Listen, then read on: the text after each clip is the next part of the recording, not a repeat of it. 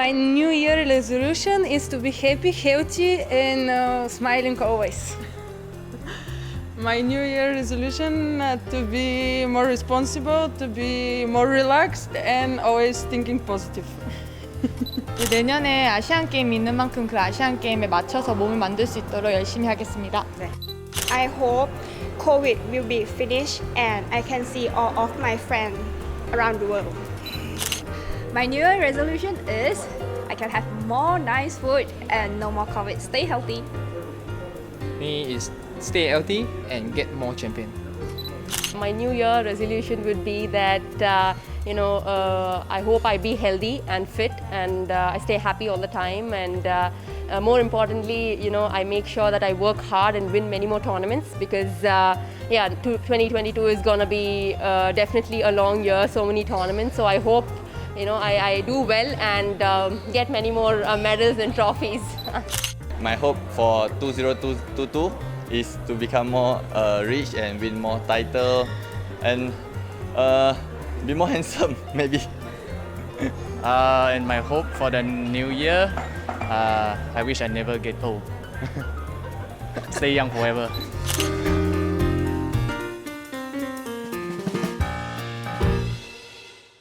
Hello and welcome to Badminton Unlimited.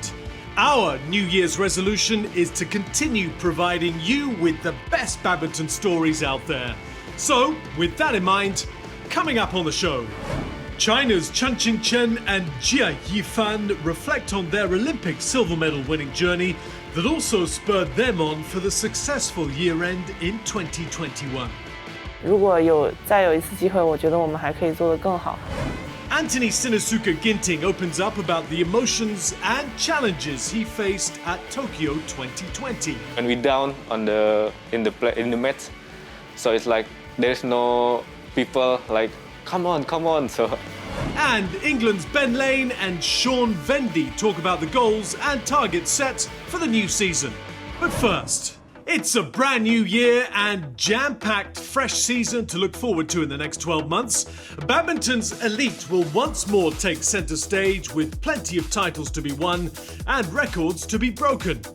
The HSBC BWF World Tour 2022 kicks off this week in India with the Yonex Sunrise India Open in the capital city of New Delhi. The Super 500 event will be immediately followed by the Syed Modi International in the ancient city of Lucknow. Skip forward to March with the Yonex German Open kicking off the European leg with 3 back-to-back tournaments, including the first Super 1000 event of the year, the Yonex All England Open Championships in Birmingham. The month of April hosts 2 tournaments in Korea, while the first major event of the year gets underway in May. The TotalEnergies BWF Thomas and Uber Cups will be held in Bangkok, Thailand from the 8th to the 15th. That'll be followed by the Super 500 Thailand Open. An action-packed June-July awaits us with 6 tournaments being held over 7 weeks, mainly in Southeast Asia. Among them will be the second Super 1000 tournament of the season, the Indonesia Open, as well as the first Super 750 event, the Malaysia Open. The Taipei Open in the 3rd week of July will be the last of the 6 events. August sees Japan hosting 2 big tournaments. The TotalEnergies BWF World Championships, followed by the Super 750 Daihatsu Yonex Japan Open. After a month's break, players will head west to the US Open in early October before returning to Europe for back-to-back Super 750 tournaments in Denmark and France.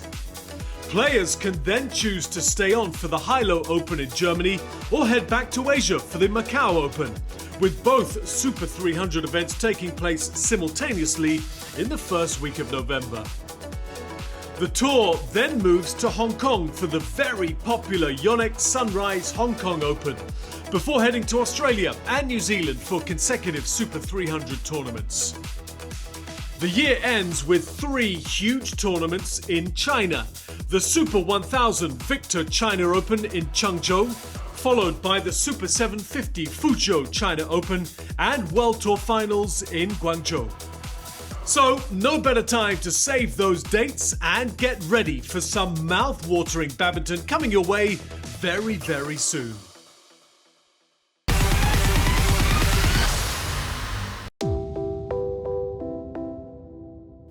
第一次参加奥运会的比赛的那个成绩就很开心，对。我们的目标，所有人的目标都是金牌，但是金牌只有2个人，所以我觉得既然我们拿到了银牌，我也觉得也是一个挺值得就是高兴的事情了，因为还有很多人没有拿到银牌，金牌和银牌都只有1个。Following their silver medal showing at the Olympics, Chen and Jia Yifan bounced back like true champions to claim the TotalEnergies BWF World Championships 2021 crown. Tokyo 2020 was a painful lesson, but one that pushed the 24-year-olds to greater heights. 就是我们整个中国队都没有参加任何的国际比赛，然后大概有1年多的时间，然后我们一直在很系统的去备战这个奥运会，就是还是挺开心、挺激动，就是奥运会还是可以举办。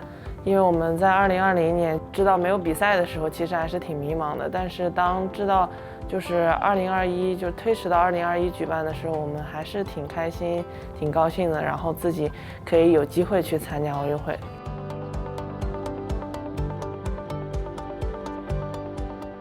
还是要比一般的公开赛、一般的平常的比赛要紧张很多。就主要是自己一个是。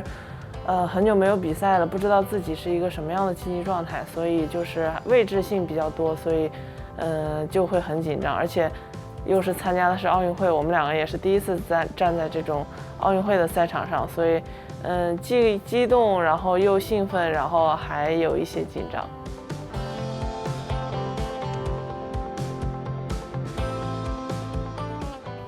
对，一般你一直越往后打，那确实是更开心嘛，因为你一直赢球，信心就会更足一点。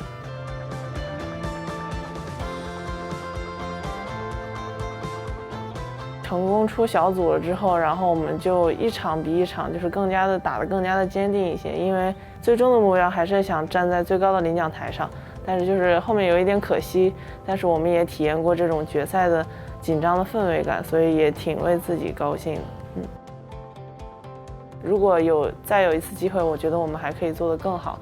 其实第一局19比21输的，我觉得如果稍微在中场休息过后，然后稍微就再调整一下我们自己的心态和想法的话，我觉得如果我们能拿下第一局，那后面的结果就不好说了。所以我觉得，既然结果已经定了，所以这都是对我们职业生涯中的一些历练。所以，我觉得很期待我们2个可以继续征战下一届奥运会吧。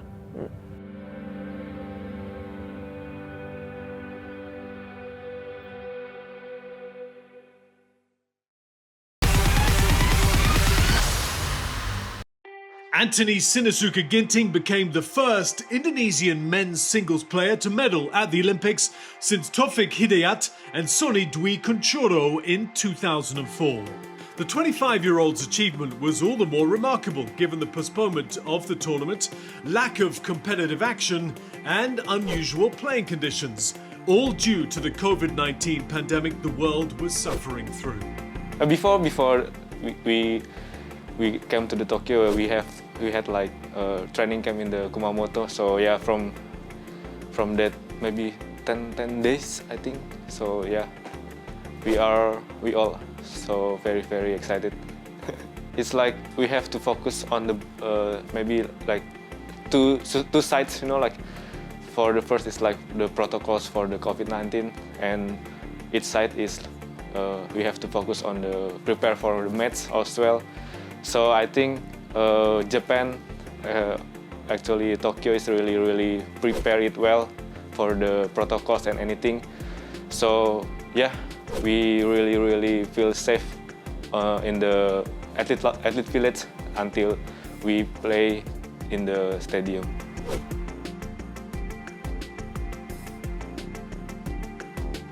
Yeah, actually, our last tournament is on the, I think, Thailand and the BWF finals. because like on the All England we cannot play.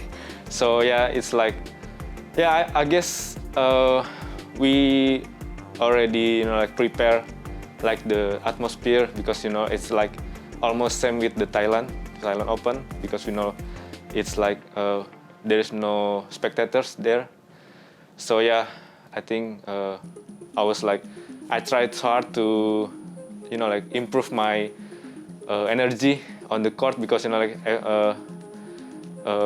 before it's like many spectators that makes me feel very excited. So I learned about when after Thailand Open. So I think I need to do this, I need to do that. So yeah, that's all. Yeah, I think it's really big difference, because like when especially play in Jakarta, Indonesia. So the spectators gave us more pressure. Actually, I think both pressure or like energy. Like for the spirit, for us, it's like the two different things that we feel on the court. So when we play after Thailand Open, when we down in the match, so it's like there's no people like come on. So it's like we need to improve, like from the inside ourselves. So it is like, yeah, we have to do this for the Olympic. Like we cannot like follow the atmosphere. It's just, yeah.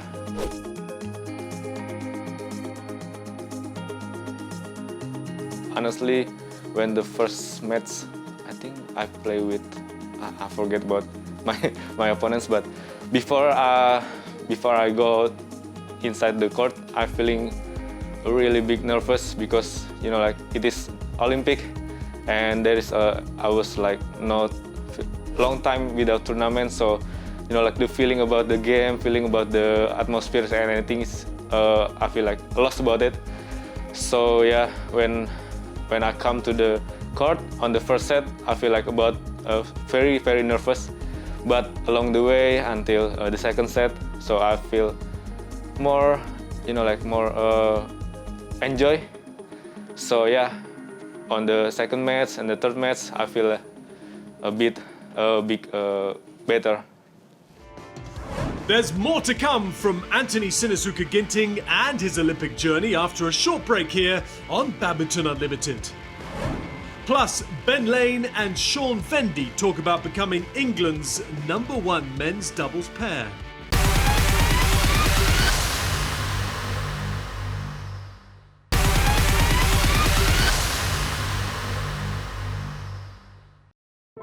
Welcome back.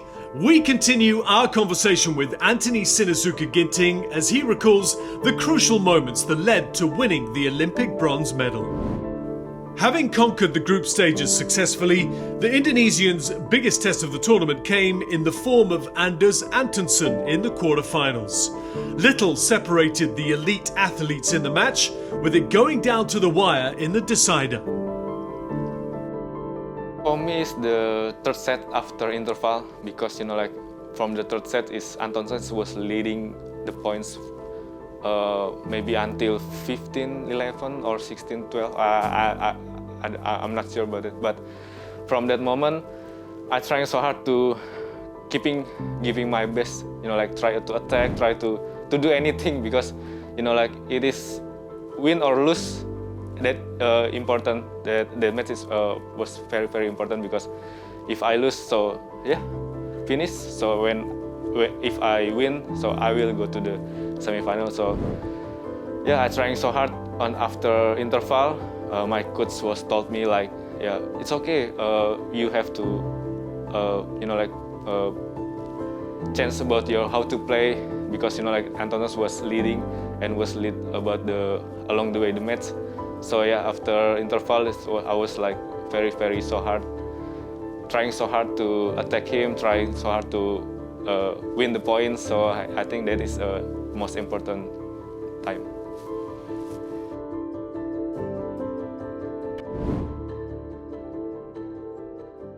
Yeah, I think from our before last matches with Chen Long, I was like control along the match, you know, like try I control, but when I attack him and then anything inside the court, I was control everything. But at that moment, it was turning back to the Chen Long. He was leading, he was control along the game as well. So yeah, I think there is anything can happen in the court, no matter how many you win before, how many you lose before. So at that moment, so yeah, everything can happen. I think it is a very big difference with another tournament, because you know, like the pressure, the, you know, like how really the feeling like really want to win. It is, we have to control it well.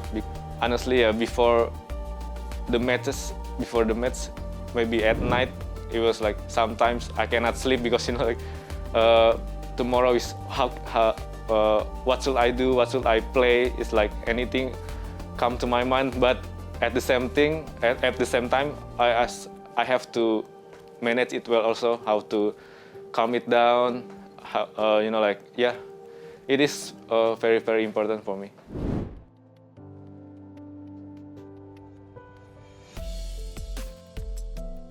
Honestly, at that night, after I lose with Chen Long, you know, like I'm feeling so upset because, you know, like I cannot win the gold and silver medal. But my coach said it is still have a chance for bronze medal, because, you know, like the bronze medal is also a medal for the Olympic, and all the player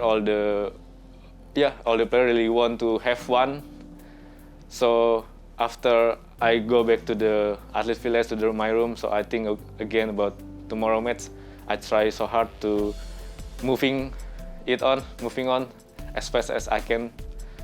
So yeah, at that moment that I told you before that I cannot sleep because, you know, like upset and really want to win, and you know, like the pressure also because, you know, like the Kevin Gordon had a big win with many players before. He beat like Engkalong, and then Makaljo, and then Quang Hee. That three players is not easy to win. So I was nervous and think too much about tomorrow match. But I trying so hard to, trying to keep it down. My plan on that match is like I'm trying so hard to attack him a lot as I can, because, you know, like I watch his video about when he beat Engkalong and many players before. He was like attack them a lot. So I try so hard to not give his you know, like lift the shuttle up, and then I'm trying so hard to trying to attack him first. So, and then trying to enjoy, because, you know, like when we nervous, so we cannot control anything on the court. So when we calm and when we trying so enjoy, we can do anything on the court.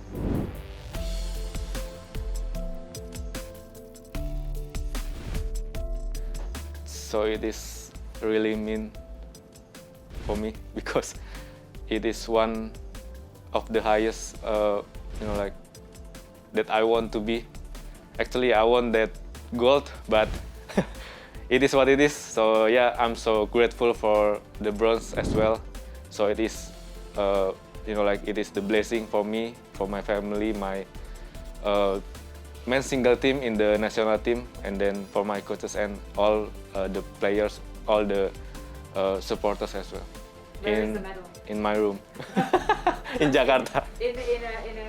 Have you put it in a box? Or not yet, not yet, because, you know, like we had a lot of interviews, so they asked me to always bring the medal so we can you know, show off the medal. So yeah, okay.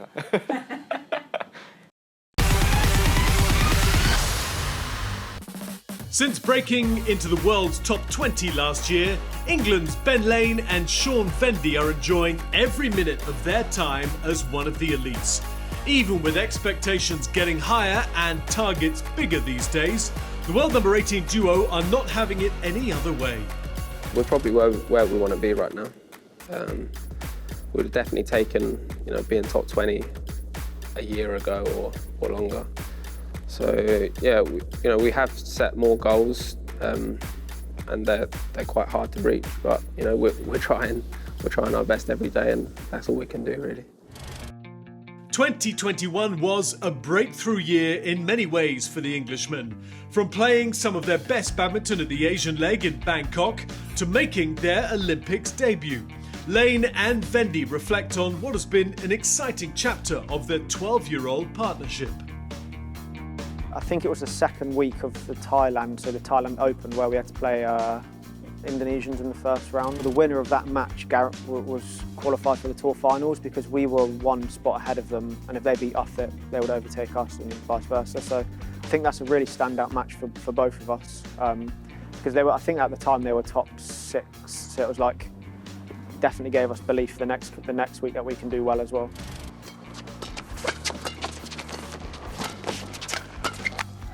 Oh, well done.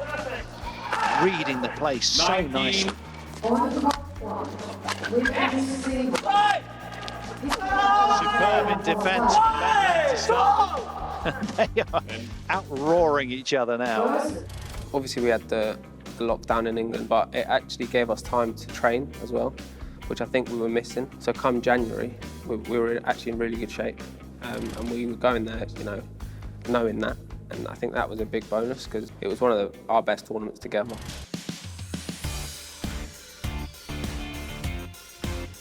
It was both our first Olympics, so we don't, even under the COVID restrictions, we weren't really sure what an Olympics was like without that. So I think for both of us it was great. We got into the village. It was more of an eye-opener because it was my first multi-sport event. So there's so many different athletes there from different sports, and it's like trying to see what they're doing as well, which what we can take into our what we do in day-to-day life as well. And I hope that after the Olympics I've been a bit more professional off court.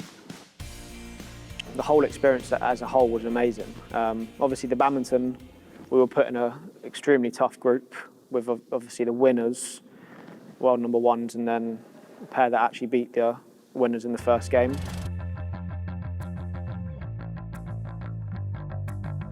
When I look at men's doubles now, it's the depth is ridiculous. I mean, you go down to 25 and 30, and they can still, for example, they can still get to semis and finals. I'm pretty sure a Japanese pair ranked 25 in the world were in the semi on Bali. So it's the depth in men's doubles is so strong now compared to maybe what it was 5 or 6 years ago. I'm not sure there's actually that much at the minute that sets the top 5 apart from, say, everyone else inside the top 20. It's everyone can kind of beat everyone, obviously within some exceptions, but that is so tough, and but at the same time, it's when you do well, it's you're deserved, and it's you proved you can.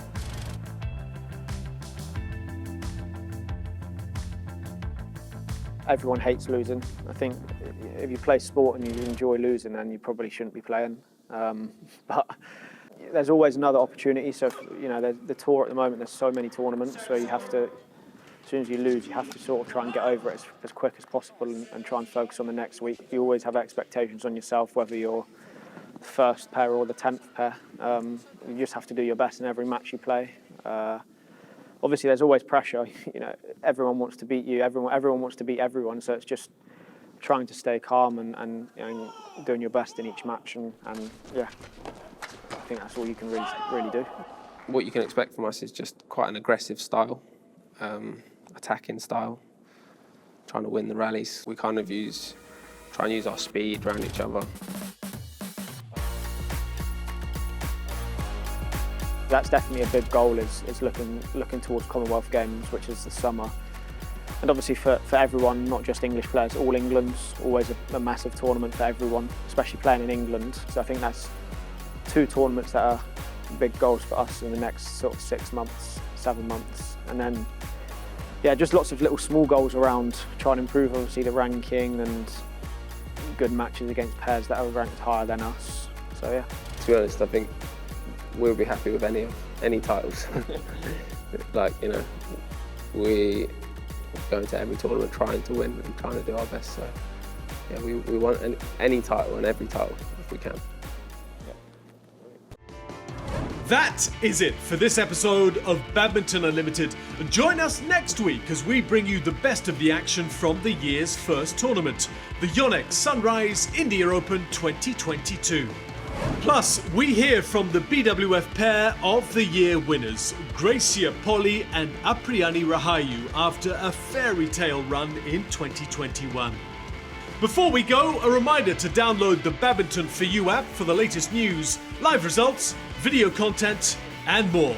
It's bye-bye for now.